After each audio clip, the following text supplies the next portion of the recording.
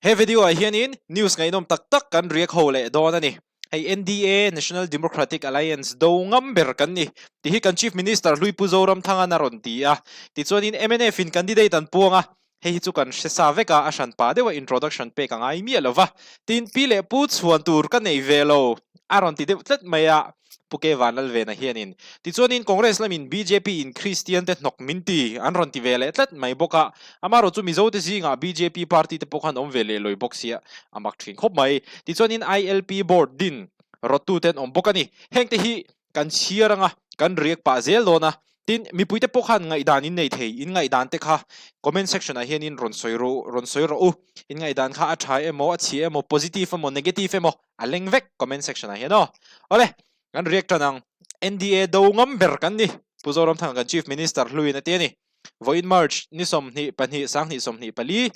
MNF president puzoram thanga chuan voin march ni som ni pani sang ni som ni pali chhun khan an party office a thu soin MNF chu NDA do ngam ber an ni thu soyani MNF president chuan NDA chu political party sang sang thut khom na mai ani thu soin keini chuan kan thuthlung kan kalsan ve ngai lo India nen kan inrem na apo mizo te sa khwa Christianity hum himna turin kan northlu kan nam himna ngong thei thila Central NDA sarkar do zong in kan kal zel CAA FMR Assam Mizoram ram rile Manipur unaw te buaina a kan din na kan la so son ngai lo NDA do nangam ber chu tu tenge MNF kan ni atiani kan chief minister Lui Puzoram thanga enge thuk dewa hanti kha katuma maro chu ti chi alo menge rem chi alo alo ngai mero parliament house a mizo te tan tunge huai sen berang tia zona siamin Puzoram thanga chuan puve na hi tun din huna kan shiat le mu mek parliament a kan mi huai sen kan chongbola ani tuna hian MNF ni lo congress ni lo enchin huna kan om MNF sarkar kha la ding zui ni se min beitu te min vom na kezi khat khatuna chuan kezi ni ani hial tong hi ataka thu soi hi ngai kha ka chak om ka tia MNF an official channel an nei ve ni heta hianin nga tinge hetiang thu soi hi in ronda chulo o ka tia min beitu te min vom na kezi khat khatuna chuan kezi ni ani hial to ang khatia puzoram thanga na an soi vel kha ngai kha ka chak omalo mole tro kumsang ni som ni pare ta chuan i kan chena sa hle ang ati hi kan chena sa hle ang ngor o hela hi aron type sol deu ni hi kumsang ni som ni pare ta chon kan chena sa hle ang aron te heta hian kan chena sa hle ang ki tur nge te in pathian in MNF chu a thu ruk ri thu a soi ayu awa sial theve tong kam chu ole mi pui ni ngai dan ron soi ro news da kan pakai leang ole MNF in candidate an ponga hi chu a shan pain introduction pe ka ngai lo tlat mai voina tho march ni som ni pani sang ni som ni pali a hianin an office a chung in khoman manga ti chuanin thale April ni som pakwa sang ni som ni pali a lok sabha MP in thanlo om tura MNF in an candidate an puanga MNF president Puzoram thanga chuanin Lok Sabha in thana an candidate turatan puke vanal vena an ruat huan puanga puke vanal vena hi kan share theu angin Rajya Sabha MP nilai ani tu don danin Rajya Sabha MP term hi kumsang ni som ni paruk tir lama top turani a puke vanal vena hi Lok Sabha in thana atlin zo lo po in a term hi amang zo theidon ani atlin chuan Rajya Sabha MP ni na akal san thungang ti ani kami puiten kan lo shet pui ve don nia ti chuan hei hi ka react cha ka pile pu chuan tur ka nei ve lo ti hi puke vanal ve na hian in aron soya hemi pile pu chuan tur ka nei ve lo ti aron soina context chu ZPM Lok Sabha MP candidate pu Richard akha tha tu kha ani thang reng khop me ya apile pu te po milaran ni a an chuan om em ma chumi context chuan pile pu chuan tur ka nei ve lo ti in puke vanal ve na hian in voina asoi ni oma he hi zale na hian in title ata nan ron manga akechi ka ti khop maya ole merge ni som ni pani sang ni som ni pali voin khan MNF president Puzoram thanga chuan parliament in thlan puilo om turatan MNF candidate apuanga candidate tur chu Rajya Sabha member nilai MNF general headquarter NCC member nilai puke vanal vena ani MNF candidate chuan pile pu chuan tur ani velo thu soyani de keratiro angal vere re Lok Sabha MP candidate puke vanal ve na chuan MP candidate atana ruat ani chu lom ati thua soya in than campaign nan sumle pai ka nei lo pi le pu atangin belfak chuan tur ka nei lo mi puite khongai be sein pathian le kan ramtan karon pen chuak don ani atiani NDA le India UP ti thin India chu tuna Kejriwal te Congress te khatiang mi alliance ti khamo in ebnakara regional party te kan tel ve don ani Mizoram MP chuan sarkar siamna kori kan tuk phalo kan tuk phak lo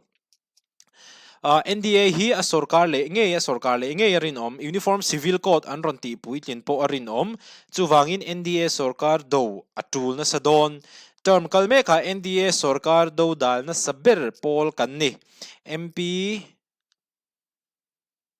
fangtan thil ti har sa amaro chu aubing chenanga ye ti ni ama che hianin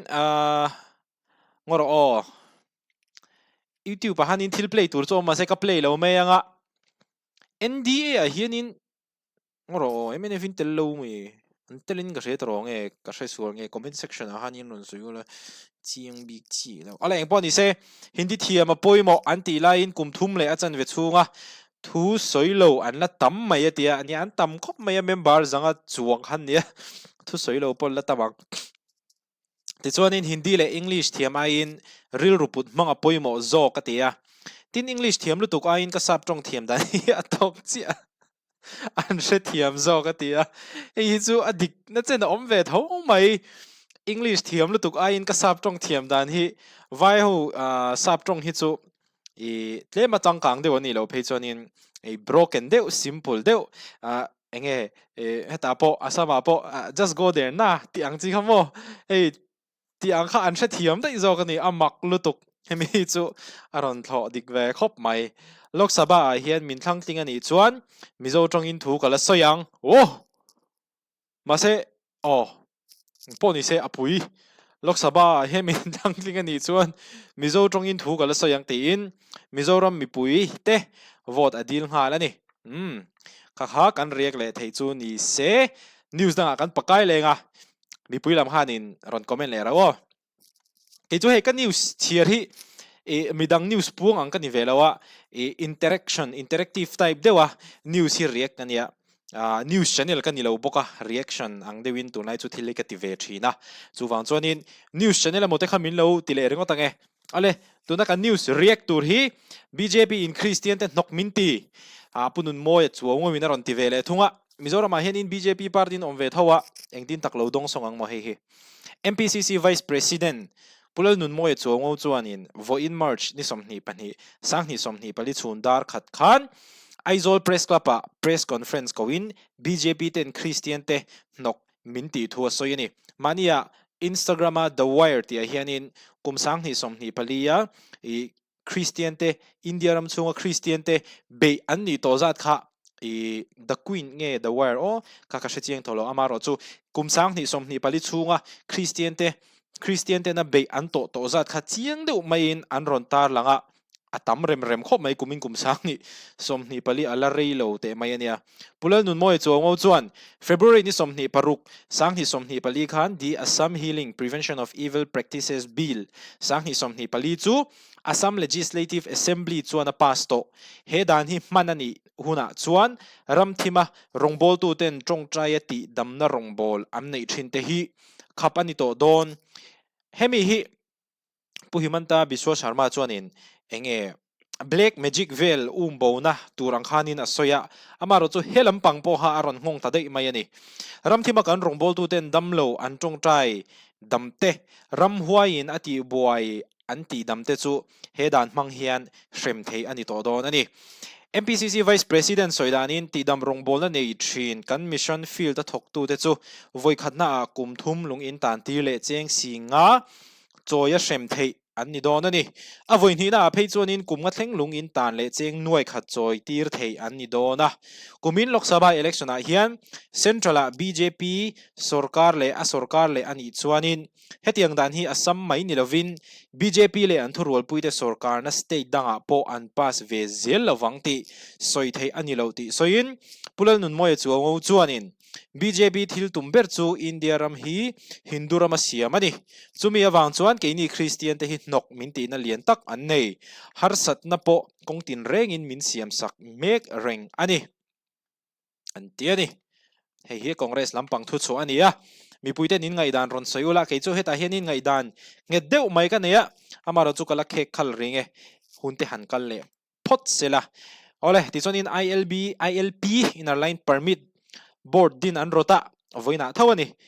Mizoram Merchant Association MIMA chuan Chief Minister Pulal Duoma mo in Mizoram ramle nam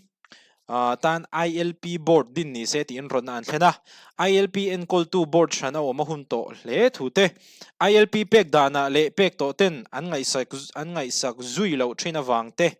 an ILP damle damlo ngai to zui lovin sponsor tu te la in an ngai to zui box si lo chung chang te Chief Minister hena hianin an thlen ani Mizo ten dan thatak kan nei 2 years validity ILP namdang ta na nei hlei thei lo tur te po namdang nei tam tak an om to thu te an thlen boka hei chu thian rong khai khom mayang hei chu ke pon a tha ka tia amaro chu board hi an din bel don chuanin sarkar lampang hianin poisa sen bel nual angai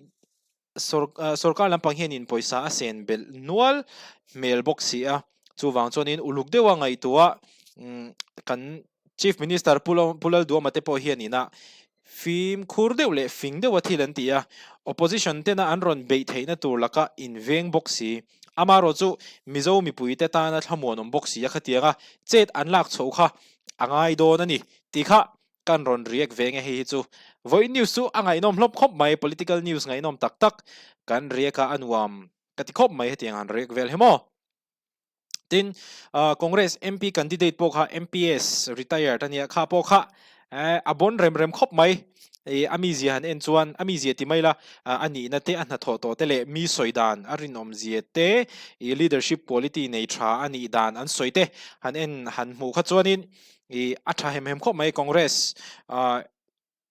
MP candidate tur po khamo ti chuan PC party po piritai o itan tikha atling to kami kharon ni boka ti chuanin ZPM te MNF te BJP lam hi kan la sevelo en la puang lo nge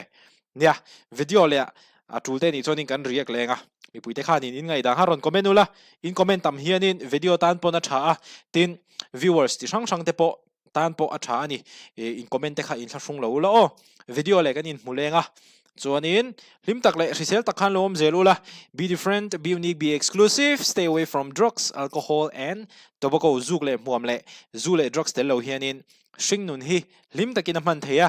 tin zukle muamle zule drugs nen po shingnun hi reilo te chu limdeu chuanin aman ve thei chu ni om tak chu ni ami soidan mang chuan amaro chu shingnun hi limdewa rei tak manin du chuanin zukle muamle zule drugs laka inlo in thiar film don ni le video le ganin mole theu don nia